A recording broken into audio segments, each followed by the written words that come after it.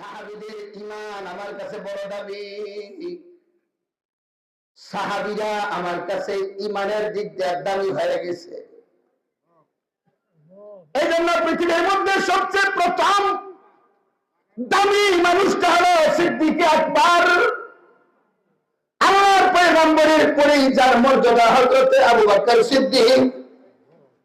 বহুত বড় দামি মানুষ ছিলেন। এমন দামি জগতে আর কোন মানুষকে রাসূলের পরে আর পয়দা করা হয় নাই। আবু বকর দামি, উমর দামি, পরে সম্পদের দিক দিয়ে তারা দামি হয়েছে, বিষয়টা এমন না। সৌন্দর্যের দিক দিয়ে তারা দামি এমন না। দুইটা জিনিসের ভিত্তিতে তারা দামি হয়েছে। একটা হলো ইত্তাকুল্লাহ, আল্লাহ তাআলার ভয় তাদের অন্তরের মধ্যে সবচেয়ে বেশি ছিল। আল্লাহর ভয়। ওয়া ইত্তিবাই রাসূল, রাসূলের অনুসরণ তাদের কাছে বেশি ছিল। এই জন্য আল্লাহ পয়গম্বর যেভাবে শিক্ষা দিচ্ছে এইভাবে শিখছে। আল্লাহু আকবার বলেন। আল্লাহ পয়গম্বর ছিলেন শিক্ষক, ইমানদার। হযরত আবু বকর সব কিছু আল্লাহর রাস্তায় দান করে দিচ্ছে। কোনো কিছুই তার পরনে ছিল না। আল্লাহর পয়গম্বর সাল্লাল্লাহু আলাইহি ওয়াসাল্লাম সিদ্দিক আকবরকে ডাকতেছে, আবু বকর কোথায় আছো?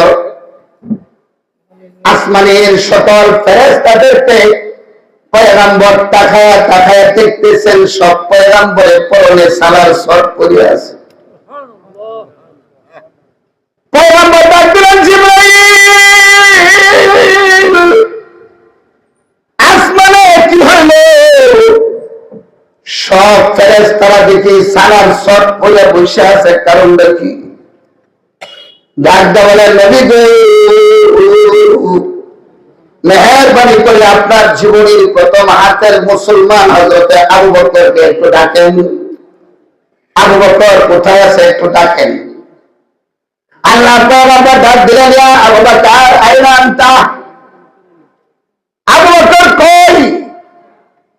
দেখতেছেন সিদ্দিক আকবর রাদিয়াল্লাহু তাআলা মসজিদে নববীর পিছন থেকে আসতেছেন। দেখতেছে হযরত আবু বকর রাদিয়াল্লাহু তাআলা মাথা থেকে পায়ের পাতা পর্যন্ত সমস্তটা শরীর সালার শর্ট দিয়ে ঢাকা। পয়গম্বর কাঁদে দিয়েছেন, আবু বকর আজকে তোমার এই অবস্থা কেন?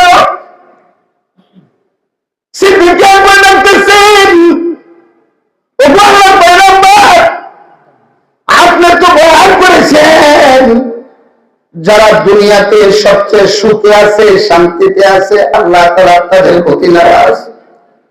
আল্লাহ যাদেরকে ভালোবাসেন তাদেরকে খানায় কষ্ট দেন।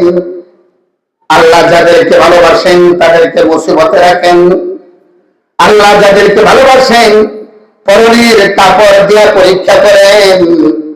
আর আমাকে যদি ভালো কাপড় পরিধান করতে দেখা যায় তাহলে আমার ভিতরে অহংকার হয়ে যেতে পারে। এই জন্য আমি গরিবের পোশাক অবলম্বন করার জন্য এই পোশাক পরিধান করেছি। হযরত জিবরাইল আমিন আলাইহিস সালাম জমিনের মধ্যে নাযিল হয়ে গেছে। আল্লাহু আকবার। হযরত জিবরাইল বলেন, ওগো আল্লাহর পয়গম্বর, লিকুল্লি নবীন খাদিমুন ফিল জান্নাতি, সমস্ত নবীদের জন্য একজন করে খাদেম জান্নাতে থাকবে। আর আপনার খাদেম হিসাবে জান্নাতে হযরত আবু বকর বসবাস করবে। এই জন্য আবু বকর দাবি হয়ে গেছেন, আমিনু কামা আমানান নাস, ঈমান আনো এইভাবে ঈমান আনো যেভাবে সাহাবায়ে কেরাম ঈমান আনছেন। সাহাবীদের ঈমানের সাথে তোমার ঈমানকে তুমি মিলাও, তাহলে তুমি দেখবা এই দুনিয়াতে শ্রেষ্ঠ ঈমানদার বলে গণ্য হবা। সুবহানাল্লাহ বলেন। এই জন্য নবীজি জান্নাত চলছেন, সাহাবায়ে কেরাম এইভাবে চলতেন। নবীর কদমে কদম মিলাওয়া সাহাবীরা দাবি হয়ে গেছে। নবীর কদমে কদম মিলাইছে তো সিদ্দিক আকবর সিদ্দিক হয়ে গেছে। নবীর কদমের সাথে কদম মিলাইছে, এই জন্য ওমর ফারুক রাদিয়াল্লাহু তাআলা ফারুক আজম হয়ে গেছে। লকব লেগে গেছে, উপাধি লেগে গেছে। আল্লাহর পয়গম্বর উমরে দেখে বলেন, লাউ কানা বাদি নবিয়ান লাকানা উমর। এ উমর, আমার পরে নতুন নবী কেউ আসবে না, যদি আসতো তাহলে সেই নবীটা হইতা তুমি উমর। এজন্য আমার ভাইরা হযরত ওমর এত বড় দামি কেমনে হইলেন? তাকওয়ার ভিত্তিতে। তাকওয়া আল্লাহ, আল্লাহর উপরে তাদের এত ভয় ছিল, এই ভয়ের কারণে আল্লাহ তাআলা তাদেরকে দামি বানায় দিয়েছে। কথা আমি শেষ করে দিতেছি, অল্প সময় বসবেন তো। দাওয়াত দেখেছে কেনা মানুষের দাওয়াত দিয়ে বাড়ি করেন না, আনন্দের দাওয়াত দেন। সুবহানাল্লাহ। আরেকটু জোরে কান আল্লাহু আকবার বলেন। আমাদের হায়াতের মালিক কে? আরেকটু জোরে কান। এই জন্যই আমি বলতেছিলাম ইমানদারের সাহাবীদের মতো বানাইতে হবে। আপনি বলবেন হুজুর আমি তো গরিব মানুষ, তাহলে কেমনে চলবো? আমার তো নুন আনতে পান্তা পুরাই, ইমান কেমনে আনবো? ইমানদার হবে তো বড় লোকেরা, ধনী লোকেরা ইমানদার হবে। কিন্তু একটা কথা ভালো করে জেনে রাখেন, সম্পদ যার বেশি বিপদ তার তত বেশি। আর বিপদ তার তত বেশি। আর সম্পদের ভিতরে মানুষের লোভ ঢুকে যায়। সম্পদ আর ঈমান দুইটা কোনদিন একসাথে মিলতে পারে না। সম্পদের কাছে ঈমান থাকে না মিয়া, শুধু ক্ষমতাওয়ালাদের কাছে ঈমান থাকে না। বড় বড় নেতাদের দিকে তাকায় দেখুন, সম্পদের অভাব ছিল না, সম্পদ যথেষ্ট ছিল। প্রাইভেট বিমানের মালিক, প্রাইভেট হেলিকপ্টারের মালিক, ভাইজান ঔষধ কোম্পানির মালিক। বাংলাদেশের এমন কোন ব্যাংক নাই যে ব্যাংকে তার টাকা নাই। গুলশানে 26 তলা বিল্ডিং এর মালিক, এত ধনী মানুষ। খানার কোনো অভাব নাই। টেবিলটা তার স্পেশাল ইলেকট্রনিক টেবিল। টেবিলটা হলো সম্পূর্ণ ড্রাইং টেবিল, ইলেকট্রনিক। টেবিলের এক পাশে ভর্তা, আরেক পাশে মাছের ভাজি, আরেক পাশে শাক, আরেক পাশে কবুতরের ভুনা, আরেক পাশে মুরগির রোস, আরেক পাশে গরুর গোশত, আরেক পাশে পায়েস। সুইচ দেয়, নাম্বার আছে, সুইচ দেয়, দেওয়ার সাথে সাথে ঘুরিয়া ঘুরিয়া তার সামনে আসে। যেটাই দরকার পড়ে এইটা ওখান থেকে নিয়ে নেয়। এত উন্নত সুখ শান্তির মালিক মানুষটা। খাদেনের কোনো অভাব নাই, সম্পদের তার কোনো অভাব নাই, চেয়ারের কোনো অভাব নাই। খানার জন্য চেয়ার একটা, চা খাবে চেয়ার আরেকটা, আবার একটু পরে বেলকুনির মধ্যে বসে বসে হাওয়া খাবে, তার জন্য চেয়ার আরেকটা। এত উন্নত মানুষটার ভিতরে যত সম্পদ, লোভ তত বেশি। আর এত লোভের কারণে আজকের পরিস্থিতি এই হয়ে গেল যে এখন তাকে 26 থানা থেকে নামাইয়া পুলিশের হাতে গ্রেফতার করাইয়া রিমান্ডের ঘরের মধ্যে জুতা গুলি গামছা দিতে চাইয়া এবার বালিশ বানায়া মশার কামড় সহ্য করে তাকে থাকতে হয়। এই লোকটা হলো দরবেশ বাবা সালমান এফ রহমান। এজন্য সম্পদের ইমান যদি একসাথ হয় না, ইমানদার সবচেয়ে বড় দামি। একজন ইমানদারের উসিলায় আল্লাহ তাআলা এই গোটা জগৎটাকে টিকায় রাখছে। সুবহানাল্লাহ।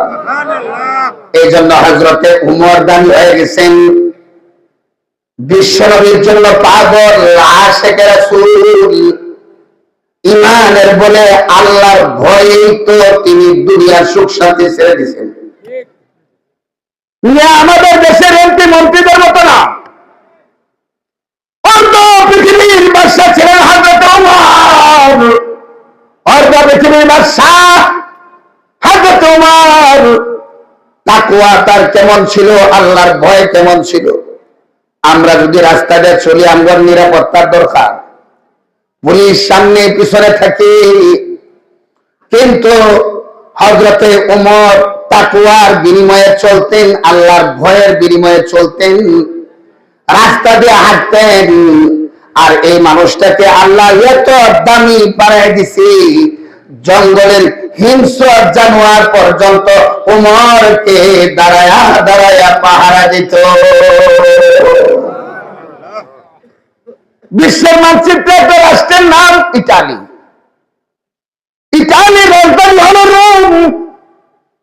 যে রোমের ইতিহাস আল্লাহ তাআলা কোরআনের মধ্যে তুলেছেন। কোরআনের 114টা সূরার একটা সূরার নাম হলো সূরা রোম। ইটালির রাজধানীর নামে সূরা নাযিল করছি।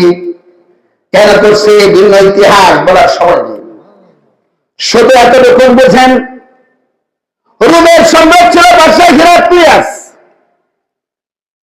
হযরত ওমরের দেশে বাঁচাইল মদিনায়। আবার বলতেছে একটু উমরের রাষ্ট্রে যাও, উমর কেমনে দেশ চালায় একটু দেখে আসো। উমরের দেশের মধ্যে একজন নারী রাত্রের আধার রাষ্ট্রের এক প্রান্ত থেকে আরেক প্রান্ত যদি যায়, এরপর একজন বকাটে ছেলে তার উপর আক্রমণ করতে সাহস পায় না। এটা কেমনে হয় দেখো। এটা কোন সময় প্রভাবের কারণে হয় না, অস্ত্রের বিনিময়ে হয় না। এই শক্তিটা অর্জন হয় একমাত্র তাকওয়ার কারণে। আল্লাহু আকবার। তাকওয়ার কারণে আয়েশা সারা জিজ্ঞাসা করতেছি, মদিনা শরীফের মধ্যে দুইজন দূত আসছে, হিরাক্লিয়াসের পক্ষ থেকে দুইজন দূত আসছে। আয়েশা দেখতেছে মদিনার অবস্থা ভালো না, জীর্ণ শীর্ণ অবস্থা। এবার মসজিদে নববীর পাশে আয়েশা জিজ্ঞাসা করতেছে, মসজিদে নববীর পাশে এসে জিজ্ঞাসা করে, আয়না মার্কাজিকুম, তোমার এই রাষ্ট্রের সংসদটা কোন? সংসদ কোথায়? একজন লোক দেখা গেল হাজার মার্কাজুনা মসজিদে নববীর দিকে তাকাইয়া দেখাইল, বলে এইটা হলো আমাদের রাষ্ট্রের সংসদ ভবন।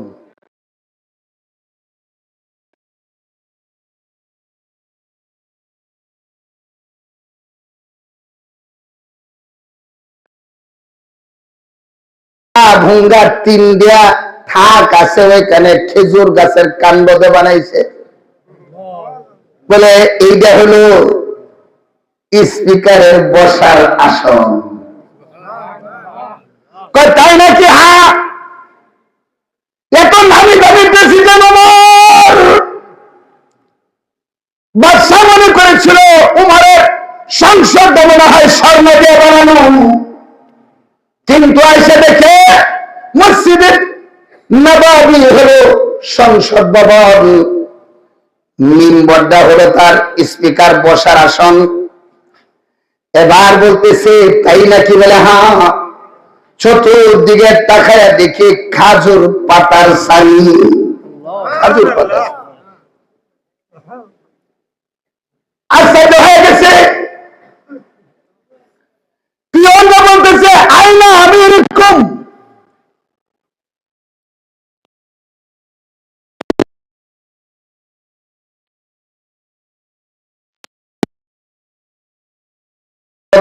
ময়দানে যায়া মাইটলের সাথে মাটি কাটে।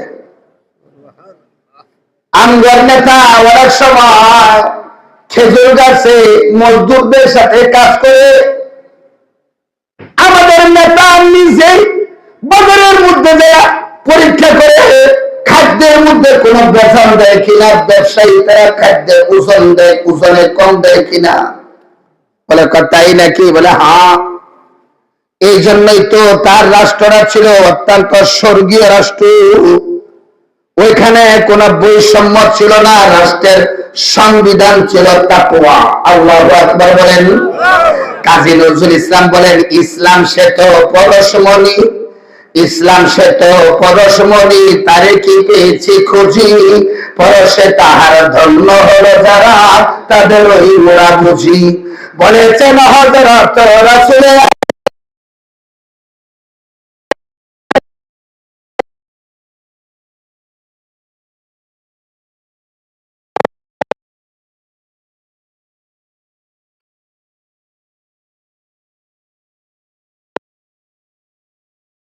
পৃথিবী শাসন করেছেন যিনি, ধূলির তখতে বসে, খাজুর পাতার প্রাসাদ ছিল তার, বারে বারে গেছে খসে। আল্লাহু আকবার।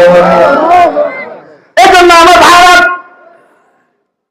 হযরত ওমর রাদিয়াল্লাহু তাআলা কই গেছেন, দূতেরা খুঁজে খুঁজে যায় দেখে কই গেছে।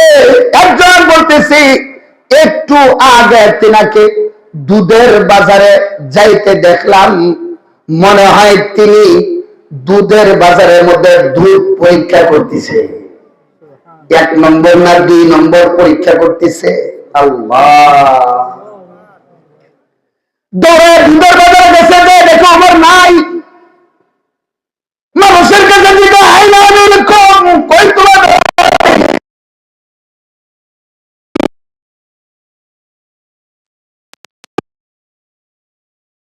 উপর হয়ে গেছে। মনে হয় হযরতে উমর এই মুহূর্তে দুপুর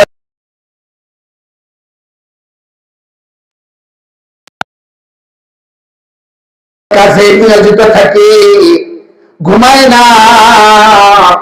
মনে হয় হযরতে উমর এই দুপুরে একটু ঘুমাইতেছে, আর এইটা হলো সুন্নত। খানার পরে একটু সুন্নত আদায় করতেছেন, পাইলো না। এই মুহূর্তে তিনি রুটিন অনুযায়ী যায় দেখেন শুয়ে পড়ছে। দূতেরা যাইতে যাইতে দেখে একটা জঙ্গলের পাশে অর্ধ পৃথিবীর বাদশা, যার আঙ্গুলের ইশারায় গোটা পৃথিবীটা উঠে আর বসে, এমন একজন দামি ব্যক্তি উমর নিজের জুতাগুলির মধ্যে রুমালটা পেছায়া মাথার নিচে দিয়া দুজাহানের বাদশা সরকার দু আলম মুহাম্মদ রাসূলুল্লাহর শ্বশুর, এমন একজন দামি সাহাবী হযরত ওমর জঙ্গলের পাশে জুতাকে বালিশ বানায় শুয়ে রয়েছে। মানুষগুলি তার পাশে ধরে রয়েছে। এই নিয়ে ইমান কারো কই দেখেন, আমিনু কামা আমানান নাস। এই জন্যই তো আল্লাহ বলছেন ঈমান আনো, উমরের মতো ঈমান আনো, আবু বকরের মতো ঈমান আনো। জীবনে কোনদিন আমি আল্লাহ পাকের বিরুদ্ধে আচরণ করে নাই। দুজন যারা আশ্চর্য হয়ে গেছে, দেখতেছে উমরের মাথার পাশে একটা বাঘ বসে। আল্লাহু আকবার। মাথার পাশে একটা বড় সাপ পনা তুলে বসে আছে। দুধগুলি বলতেছে, উমর বড় বাহাদুরি দেখাও, আজকে তোমাকে সাপে ধরছে, বাঘে ধরছে, অপেক্ষা করতেছি, তোমারে খায় ফেলবে, এখান থেকে আর উঠার সুযোগ তোমার দেবে না। কিন্তু যখন ঠিক সময় হয়ে গেছে, গাছের ফাঁক দিয়া তোমার এই চেহারার মধ্যে সূর্যের আলো যখন পড়লো, হযরতে ওমর খলিফাতুল মুসলিমিন উমরের ঘুম ভেঙে গেছে। উনি উঠছেন, ওইটা সেরে দেখতেছে বাঘ সাপ দুই পাশে দুইটা বসা। উমরকে দেখে বাঘটা হাতটা তুলে একটা সালাম দিছে।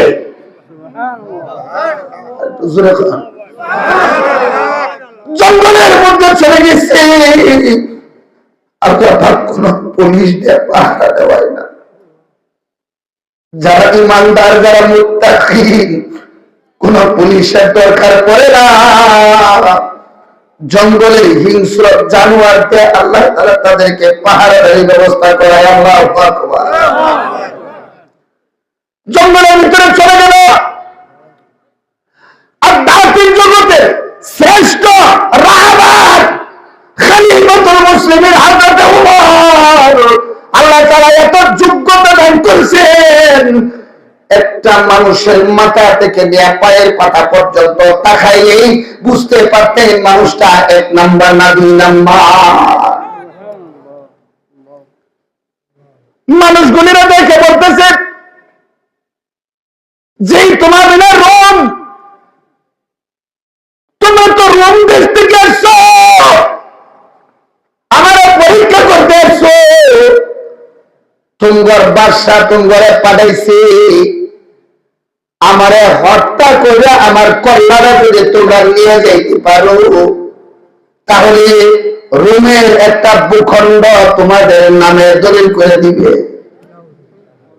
আমি তোমরা গরিব মানুষ সম্পদের মালিক হয়ে যাই, এটা আমি চাই। নেও নেও, আমার মাথাটা কাইটা নিয়ে যাও। লোকগুলো বলতে পারবো, কেমনে বুঝলেন? কেমনে বুঝলেন? বলে আমি তো বুঝি না, আমার আল্লাহ পাক রব্বুল আলামিন আমারে জানায় দিছে। আমার ভাইরা, এই জানানোটা একটা প্রেসিডেন্ট যদি আধ্যাত্মিক জগতের সব জানতে পারি, এইটা সাধারণ মানুষ না, আধ্যাত্মিক জগতের শ্রেষ্ঠ রাহবার। এটা সম্পদের বিনিময়ে হয় না, ক্ষমতার পাওয়ারে হয় না, এটা হলো একমাত্র তাকওয়ার বিনিময়ে। জোরে বলে সুবহানাল্লাহ। আল্লাহর ভয় অন্তরে আছে, এই জন্য আল্লাহর ভয় অন্তরের মধ্যে আছে। যারা আল্লাহর ভয় পায়, মান কানা লিল্লাহি কানাল্লাহু লাহু, जो तो है मेरा, जो तो है मेरा, सब है मेरा, फलक मेरा, ज़मीन मेरी, अगर तू अकेले ही मेरा तो कोई शय नहीं मेरी, अगर तू अकेले ही मेरा तो कोई शय नहीं मेरी। अल्लाहु আকবার বলেন। এ ভাইজান, ইমানদার হওয়ার জন্য টাকা লাগে না, ইমানদার হওয়ার জন্য কোনো সম্পদ লাগে না, ইমানদার হওয়ার জন্য ক্ষমতা লাগে না। একজন রিকশাওয়ালাও ইমানদার হতে পারে, কারণ গরিবের পক্ষে কে আছেন? হ্যাঁ, আসতে কইলেন, আরেকটু জোরে বলেন। কথায় কথা মনে পড়ে গেছি, সময় শেষ, আমার চলে যেতে হবে। ফিনিশিং দ্যাট হয়ে যায় গিয়া, কষ্ট হইতেছে আপনাদের? একটু হবে তো অনেক দূরে, বরিশাল ছিলেন। বরিশাল, আল্লাহ, বরিশালের একজন লোক রিকশাওয়ালা, তার সাথে আমার কথা হয়েছে। লোকটার হাতের মধ্যে ধরে আমি চুমাইছি, জড়ায় ধরছি, সবুজ পাগড়ি মাথায় দিয়া লোকটা রিকশা চালায়। কিন্তু একবার স্বপ্নে দেখে পালাইছে, আল্লাহ তাআলা তারে বাইতুল্লাহর মেহমান বানায় দিছে। আরে আসতে কোন কেন? কাবা শরীফের গিলাফে ধরে কাঁদতেছি, কিন্তু লোকটা ঘুম থেকে লাফ দিয়ে উঠে সেরে আল্লাহর দরবারে কাঁদতেছে, আল্লাহ, আমারে যদি তোমার বাইতুল্লাহর মেহমান নাই বানাইবা, তাহলে কেমনে তুমি আমারে তোমার বাইতুল্লাহকে স্বপ্নে দেখাইলা? একজনে বলতেছে, তুমি কি বাইতুল্লাহ যাইতে চাও? বলে হ্যাঁ। লোকটা বুদ্ধি দিল, প্রতিদিন রিক্সা চালায়া 20 টাকা করে টাকা আলাদা ভাবে রেখে দিবা। যেদিন তোমার অসুস্থ থাকে রিক্সা নিয়ে বের হইবা না, ওই জন্য তুমি রিক্সা চালাইবা। কমপক্ষে 20 টাকা কামায়ের জন্য ওষুধ নিয়ে রিক্সা চালাইবা। আর বেশি বেশি দূর শরীর পরে নবীজি বলেন, দৈনিক যেই ব্যক্তিরা 200 বার আমি বিশ্ব নবীর উপরে দুরূদ শরীফ পড়বে, আল্লাহ তাআলা তারে 2টা ফজিলত দান করবেন। একটা হলো মৃত্যুর আগে পয়গম্বরের তারে স্বপ্নে দেখায়া দিবেন। 2 নম্বর হলো আল্লাহর পয়গম্বরের রোজায় আখারে মেহমান বানায় দেয়। লোকটা রিক্সা চালায় দূরত পড়ে। সংক্ষিপ্ত করে বলছি, হঠাৎ করে একদিন একটা অফিসার, বরিশালের বড় একজন শিক্ষিত মানুষ, বড় অফিসার, তার জন্য ডাকতেছি রিক্সায় উঠে পাসপোর্ট অফিসে যাবে। এই দিন রাত্রে এই রিক্সাওয়ালা 1 রাকাত 2 রাকাত না 70 রাকাত তাহাজ্জুদের সময় নফল নামাজ পড়ছে। 70 রাকাত নফল নামাজ পড়ে আল্লাহর দরবারে কান্দে, মাবুদ তুমি তো বলছো ইমানদারের পক্ষে তুমি আসো, তুমি তো কত ইমানদারের সাথে দেখা দিছো, আমার সাথে একটু দেখা দাও। মোনাজাতে হাত তুলে আর বলতেছে, আল্লাহ আমার আর সহ্য হয় না, আমি গরিব মানুষ, আমি রিক্সা চালাই, আমার পেটটাও ভরে না, কিন্তু নবীজির স্বপ্নে দেখাইছো, তোমারে আমার একটু স্বপ্নে দেখায় দাও, আমিও তোমার একটু দেখি। কাঁদতেছে, কান্নার কারণে ঘরের মানুষগুলি সব ঘুম থেকে উঠে গেছে, আর বইলা বইলা কাঁদতেছে, আশায় আশায় জনম গেল খোদা, না পাইলে সিরিয়া,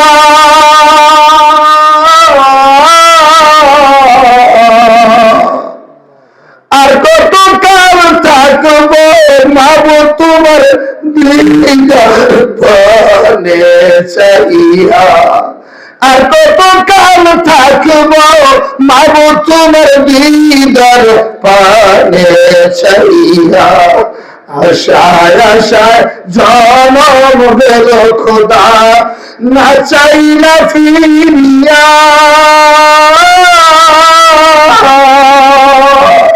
আর কত কাল থাকবো মাবুদ তোমার দিদার পানে চাইয়া, তোমার শোনে কইব কথা কবর পানে শুয়া,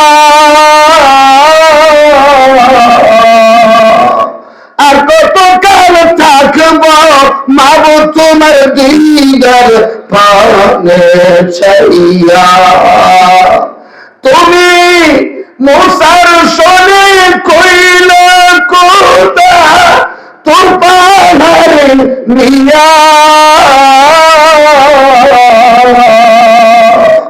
আর কত কাল থাকবো মাবুদ তোমার দিদার পানে চাইয়া, আল্লাহ আমার আর সহ্য হয় না গো আল্লাহ, আর কতকাল তুমি আমাকে আর কষ্ট দিবা, হয়তো তোমার বাইতুল্লাহর মেহমানে বানাও, না হয় স্বপ্নের যুগে তুমি একবার আমাকে দেখায় দাও। আল্লাহু আকবার। ফজরের নামাজ পড়লেন, রিক্সাওয়ালা ফজরের নামাজ পড়ে রিক্সা চালাইতেছে, একটু দূর যাইতে একজন বড় লোক মানুষ তার ডাক দিছে, এই রিক্সা যাইব নাকি? বলে হ্যাঁ। কোথায় যাইবা? বলে পাসপোর্ট অফিসে যাব। পাসপোর্ট অফিসে যাব। যাইতেছি, রাস্তায় যায়, রিক্সাওয়ালা ডাকতে বলে, স্যার পাসপোর্ট অফিসে কেন যাবেন? এই বৃদ্ধ বাবাজিকে। বলে উনি আমার পিতা। কেন যাইবেন? বলে আমি তো যাইব বাবার জন্য পাসপোর্ট করতে। কেন? বাবারে হজে পাঠাবো এই জন্য। রিক্সাওয়ালা চলতে চলতে করে পানি করতেছে।